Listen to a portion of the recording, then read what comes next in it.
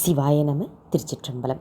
ஞான ஆசிரியராகவும் ஞான குருவாகவும் எம்மை வழி நடத்தும் நம்பி ஆரூரர் திருவடிகளையும் அண்ணாமலை பெருமான் திருவடிகளையும் மனம் மொழி மெய்களால் வணங்கி மகிழ்கின்றேன். இன்றைய ஞான சிந்தனையில் சொக்கநாத வெண்பா என்ற அற்புதமான நூலில் இருந்து 59வது பாடலை சிந்திப்பதற்கு திருவருளும் குருவருளும் கூட்டியுள்ளது.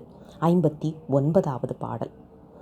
தீவினையால் இன்னம் இன்னம் தேகமுற செய்வையோ, தீவினை அற்று உன்மயமாய் செய்வையோ, தாவிதமாய் இன்னபடி மேல் விளைவதென்று அறியேன் ஈதறிந்த அன்னையே சொக்கநாதா.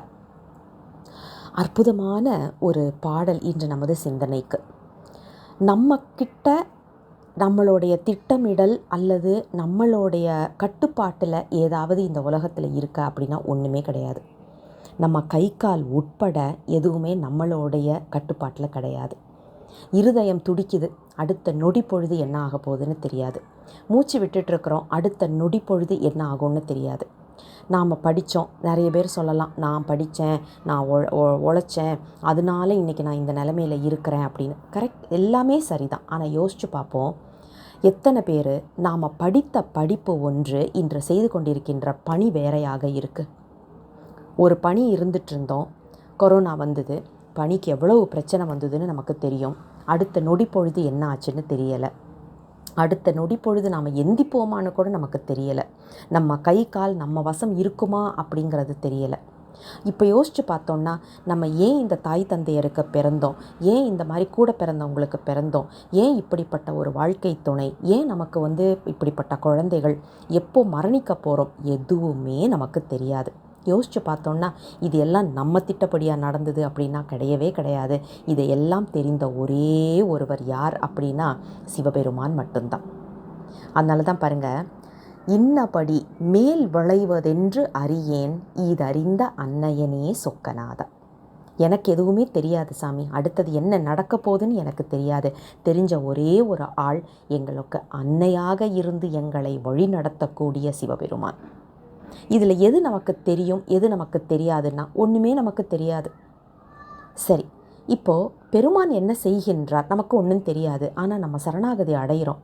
சரணாகதி தத்துவத்தில் நிற்கும்போது பெருமான் என்ன செய்கின்றார் அப்படின்னா, அந்த வினையை நமக்கு கூட்டி வைத்து அந்த வினையை கழிப்பதற்கான எல்லா வழிமுறையும் நமக்கு சுலபமாக்கி கொடுக்கின்றார். இப்போ வெயிலில் நடந்தே போகணும் அப்படிங்கிறது நம்ம வினையாக இருந்ததுன்னா அழகாக காலுக்கு ஒரு செருப்பு கொடுப்பாரு, இல்லைன்னா ஒரு கொடை கொடுப்பாரு. ஏதோ ஒன்று நமக்கு கொடுத்து நம்மை அந்த வினையில் இருந்து வெளியில் வருவதற்கு வசதியாக என்ன செய்யணுமோ அதை செய்வார். ஏன் அப்படின்னா அவர் ஒருவர் தான் நம்ம இந்த பிறவி என்ற பிணியில் இருந்து வெளியில் கொண்டு வரக்கூடியவர். அதான் பாருங்கள், தீவினையால் இன்னம் இன்னம் தேகமுறச் செய்வையோ, தீவினை அற்று உன்மயமாய் செய்வையோ.